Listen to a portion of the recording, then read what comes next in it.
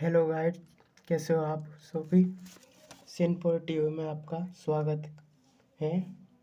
तो आज हम जीएनएम फर्स्ट ईयर के फंडामेंटल ऑफ नर्सिंग के बुक के बारे में बताएंगे कि कौन सी बुक अच्छी होती है, किस बुक की अच्छी लैंग्वेज होती है और कौन सी बुक पढ़नी चाहिए और किस राइटर की बुक पढ़नी चाहिए, वो समझने कौन सी बुक में ज़्यादा अच्छा कंटेंट होता है वो इस वीडियो के द्वारा आपको बताया जाएगा। तो इसका राइटर है, ये वेदांत की बुक है। ये बहुत अच्छी कंपनी की बुक है। और उसके बाद ये राधे श्याम है जो नर्सिंग टोटलर है, जो जीएनएम एसटीसी और एमएसएम हॉस्पिटल जयपुर से है। इस इनके मैनेजमेंट है। अगर आपको ऐसी बुक मंगवानी है तो आपको ये एड्रेस दिया गया है और टोल फ्री नंबर दिया गया है। आप इस नंबर से आप अपने बुक ला सकते हैं। ये मिलती है ओनली 400 रुपये की, ठीक है। और अब हम इस बुक के बारे में बताते हैं, इसमें कौन सा सिलेबस होता है। सिलेबस की बात करेंगे, कितनी यूनिट होती है और यूनिट के क्या क्या नाम होते हैं, वो आप इसको बताएंगे आपको इस वीडियो के द्वारा। तो हम कंटेंट के बारे में पढ़ लेते हैं। Foundation nursing. तो पहला कंटेंट में आया अपने फर्स्ट यूनिट आई। फर्स्ट यूनिट में कितने चैप्टर ऐड किए गए? 3। ये पहला इसका फाउंडेशन का इंट्रोडक्शन होता है। Introduction of nursing. नर्सिंग का क्या है, इंट्रोडक्शन होता है। वो नर्सिंग के इंट्रोडक्शन के बारे में बताता है उसका। और इसमें 3 चैप्टर ऐड किए गए हैं। पहला आता है खुद एक इंट्रोडक्शन ऑफ टू नर्सिंग और हेल्थ केयर एजेंसी। उसके बाद आया हेल्थ एंड डिजीज़ के बारे में बताना, यानी नर्सिंग का परिचय पहला। फिर उसके बाद दूसरा स्वास्थ्य देखभाल संस्थाएं। फिर उसके बाद स्वास्थ्य एवं रोग, उसके बारे में बताता है। अब हम चलते हैं नेक्स्ट यूनिट है। अपनी नेक्स्ट यूनिट के नाम है nursing care of the patient. ये नर्सिंग मरीज की नर्सिंग देखभाल कैसे की जाती है, नर्सिंग केयर कैसे प्रोवाइड की जाती है, वो इस यूनिट में 4 चैप्टर दिए गए, उसके आधार पर बताए गए हैं।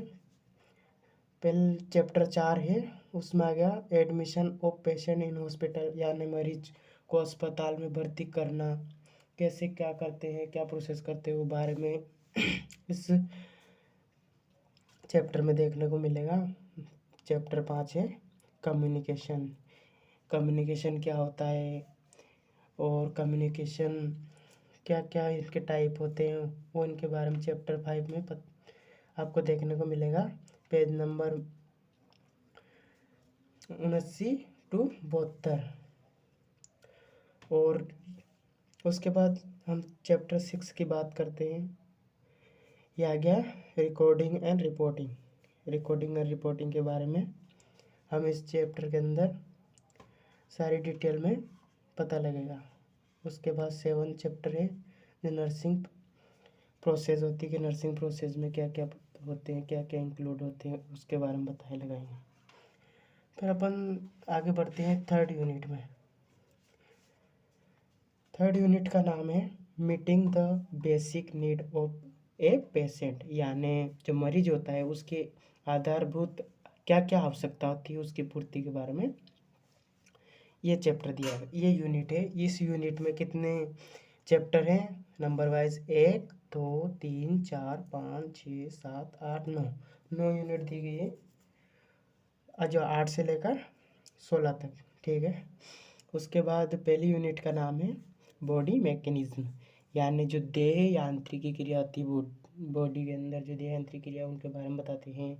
वो इन चैप्टर के अंदर देखने की पूरी डिटेल मिलती है। 95 से 105 नंबर इसके अंदर होती है, पूरी डिटेल देखने को मिलती है। उसके बाद 9 चैप्टर की बात करें तो ये होती है position and patient. Position of patient यानी रोगी की स्थिति क्या होती है, पोजीशन। पोजीशन क्या क्या होती है रोगी की, वो वो देखने को मिलती है। उसके बाद आता है बेड मेकिंग, बिस्तर कैसे तैयार करते हैं पेशेंट के आने के बाद। वो इन ये मोस्ट है, अधिकतर इसमें से पूछे जाते हैं, बहुत बार क्वेश्चन इसी में से बनता है। इस यूनिट को तो आप कम से कम याद ही रखना चाहिए, क्योंकि ये बेसिक यूनिट है, कोई भी पूछ लेता है फंडामेंटल की सबसे अच्छे से, और सिंपल यूनिट है ये होती है। उसके बाद आते हैं चैप्टर 11 में, ये सेफ्टी नीड, मतलब अपने को सेफ्टी यानी सुरक्षा की आवश्यकता क्या होती है, वो क्या क्या सावधानी रखनी चाहिए जब हॉस्पिटल में कार्य करते हैं, तो क्या क्या ग्लव्स वगैरह पहनने चाहिए, मास्क वगैरह, खुद की पर्सनलाइजिंग मेंटेन करनी चाहिए, इस चैप्टर में देखने को मिलेगा आपको। फिर अगला चैप्टर अपना है स्वच्छता या साफ सफाई की आवश्यकताएं, यानी हाइजीन नीड होती हैं। जो हाइजीन मैंने बताया था ना, उसमें सेफ्टी नीड होती है, वैसे अपने को खुद की पर्सनल हाइजीन नीड होती है, वो कौन कौन सी होती है, इसमें साफ सफाई के बारे में बताया जाता है। स्वच्छता या साफ सफाई की आवश्यकता की वो नीड होती है ना, वो इन चैप्टर में देखने को मिलती है। फिर सेकंड यूनिट होती है अपनी ओरल हाइजीन। ओरल हाइजीन यानी मुख्य, यानी ओरल यानी मुख से रिलेटेड है, उसकी क्या क्या क्या अपन साफ सफाई कर सकते, कैसे करते हो, इस चैप्टर में देखने को मिलेगा अपने को। फिर नेक्स्ट चैप्टर है अपना न्यूट्रिशन नीड, यानी पोषण की आवश्यकता। पोषण की क्या क्या आवश्यकताएं होती हैं, वो इस चैप्टर में पढ़ने को मिलेगा अपन को, ये है। उसके बाद आएगा एलिमिनेशंस नीड, यानी उत्सर्जन की आवश्यकताएं। उत्सर्जन की आवश्यकता भाई कैसे, जैसे हमारे बॉडी में बहुत सारे उत्सर्जन छिद्र होते हैं, जैसे कि आँख कान नाक हुआ, इनसे अपने जो वेस्ट प्रोडक्ट होते हैं वो निकलते हैं, ये वाले। और उसके बाद आएगा अपने का दूसरी आएगी care of terminally ill and dying patient, यानी अनियंत्रित रोगी एवं मरणासन रोगी को देखभाल। उसका मतलब वो उसकी देखभाल कैसे करना, वो अनियंत्रित रोगी होता है। उसके बाद हम नेक्स्ट यूनिट की बात करते हैं, जो कि बहुत ही इम्पोर्टेंट यूनिट है। ये पर्सनलाइजिंग है, ये सबको याद रखनी चाहिए, क्योंकि हर पर्सनल चीज़ जो अपने जीवन में बहुत महत्वपूर्ण भूमिका निभाती है। पर्सनल हाइजीन कैसे क्या मेंटेन करना है, क्या रखना चाहिए याद, वो चीज़ इनके बारे में बताते हैं। तो इस यूनिट का नाम है। इसमें फोर्थ यूनिट में अपने को कितने चैप्टर देखने को मिलेगा, 17 से 21 तक, 17 से 21 है। और इसका 17 वाले नाम है डिटरमिनेंट्स ऑफ हेल्थ, ये वाली 17 वाली डिटरमिनेंट्स ऑफ हेल्थ, यानी स्वास्थ्य का निर्धारक क्या है, वो मिलेगा 204 से 218 पेज पे मिल जाएगा अपन को देखने को। उसके बाद अपन दूसरी यूनिट के बारे में बताते हैं। चैप्टर 18 ये होती है पर्सनल हाइजीन, जो कि बहुत मोस्ट यूनिट होती है। अधिकतर ये चीज़ बोर्ड एग्जाम में पूछने को देखने को मिलते हैं, इनके क्वेश्चन बहुत सारे।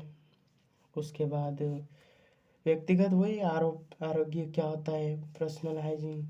उसके बाद रेस्ट एंड स्लीप, ये तो नॉर्मली है, पर फिर भी ठीक, इसमें तो बहुत कम क्वेश्चन आते हैं, पर ये भी एक फोर्थ यूनिट का एक चैप्टर है, जिसको पढ़ना भी जरूरी होता है। मतलब वही रेस्ट एंड स्लीप, वही सोना आराम करना, उसके बारे में। और उसके बाद चैप्टर नंबर 20 आता अपना। उसके बाद चैप्टर नंबर 20 है, जो कि इसके बारे में बताता है मेंटल हेल्थ के बारे में। मेंटल हेल्थ बहुत मोस्ट यूनिट होती है, ये यूनिट बहुत मोस्ट यूनिट है, क्योंकि ये मेंटल अपन को याद रखनी चाहिए, क्योंकि ये मेंटल हेल्थ आपको पता होगा तो साइकेट्रिक में साइकोलॉजी जो अपना सब्जेक्ट होता है GNM फर्स्ट ईयर का, उसमें भी मेंटल हेल्थ के बारे में बहुत बार पूछते हैं। तो मेंटल हेल्थ को तो अपने को याद रखना ही चाहिए, क्योंकि कहीं से भी क्वेश्चन बन सकता है मेंटल का, ठीक है, मानसिक स्वास्थ्य। उसके बाद अपना लास्ट चैप्टर है 21 वाला है मेंटल हाइजीन।